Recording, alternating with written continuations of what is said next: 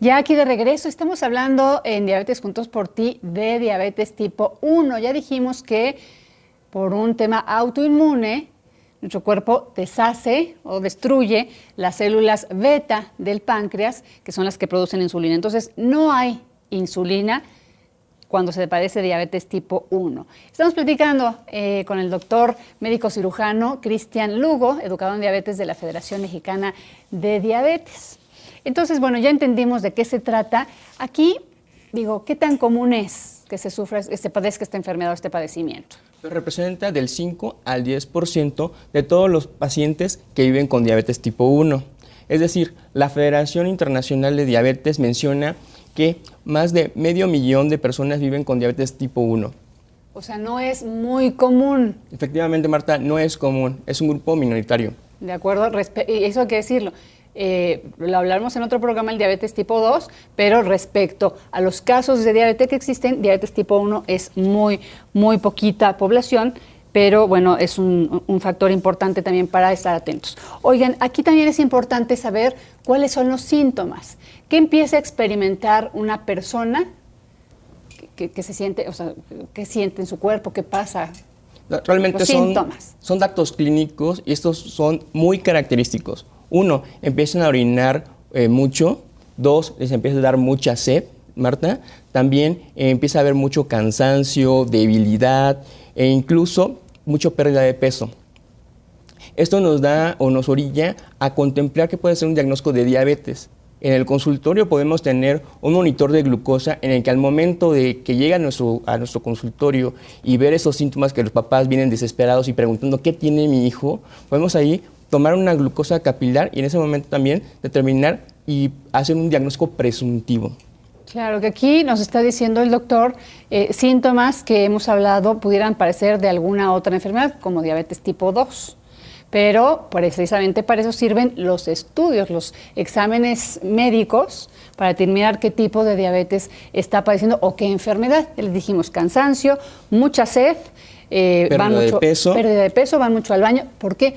Porque justamente pérdida de peso, porque no hay nutrientes, porque no están entrando, sube la glucosa, etcétera, entonces nuestro cuerpo se empieza a desbalancear. Entonces, esos son los síntomas, podría ser el diagnóstico. ¿Cómo podemos hacer un diagnóstico preciso? ¿Qué pruebas le van a hacer a mi hijo si tiene esos síntomas? Nada más también, para hacer un pequeño paréntesis, también hay esos síntomas pueden ser de manera muy aguda.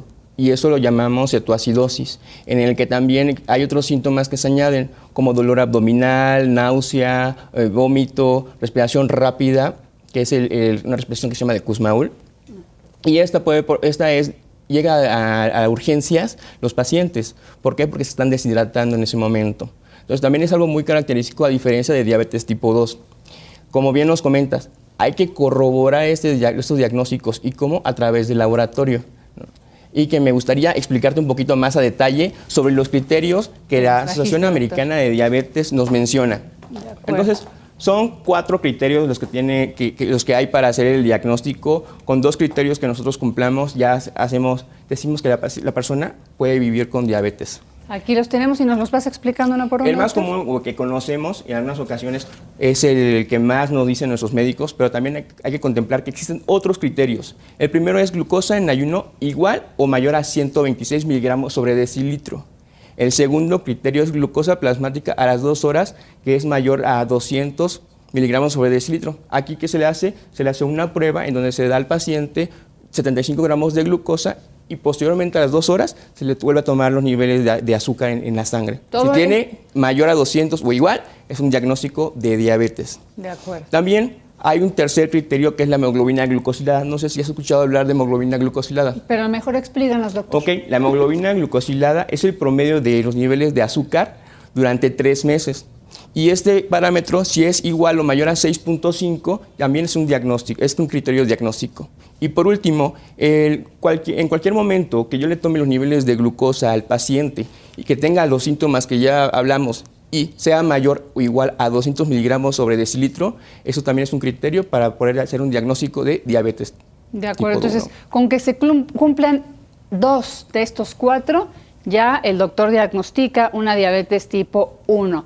Aquí es importante preguntar, bueno, a mí me surgió ahorita que nos estabas explicando, ¿alguno de estos sustituye a otro, por ejemplo, o tienen algún orden? Por ejemplo, yo llego y digo, mi hijo ha tenido estos síntomas, doctor, ¿qué es lo que tiene? Realmente complementan los diagnósticos. O sea, si me sale me hacen el siguiente. Puedo hacer el siguiente o poner a hacer los 3 al mismo tiempo. Ok, pero no es que en este sí ya no salió. Siempre hay que corroborar cada uno de los criterios. De acuerdo, pues eso se lo platicamos para que usted, si está en este caso, sepa qué proceso va a seguir con su médico, porque a veces llegamos y no sabemos ni a qué vamos. Entonces estamos con más incertidumbre y obviamente con más temor. Usted ya sabe que va a haber varios estudios para su pequeñito, para su hijo, porque a veces se diagnostica en la adolescencia, que van a certificar o van a corroborar ese diagnóstico de diabetes. Entonces, con eso, ¿no?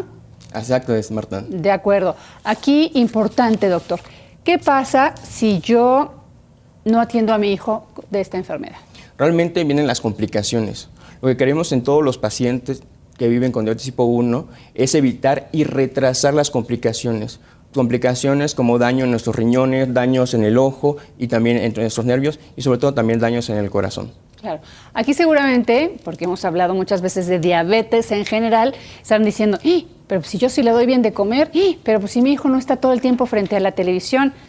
El doctor ya nos dijo que es autoinmune, no es algo que yo hice mal. Aunque yo tenga cambios de hábitos como la alimentación, el ejercicio, evitar el sedentarismo, aún teniendo esos buenos hábitos, al ser un proceso autoinmune, no nos exenta de poder prevenir la diabetes tipo 1. Así es, pero sí podemos hacer cosas para que el padecimiento no afecte tanto a nuestro cuerpo. Obviamente está la medicación, que de esa vamos a hablar un poquito más adelante, pero también los buenos hábitos alimenticios. Y aquí los hidratos de carbono juegan un papel importante. Ahorita nos platicas bien cuál, pero si les parece vamos a ver esta cápsula.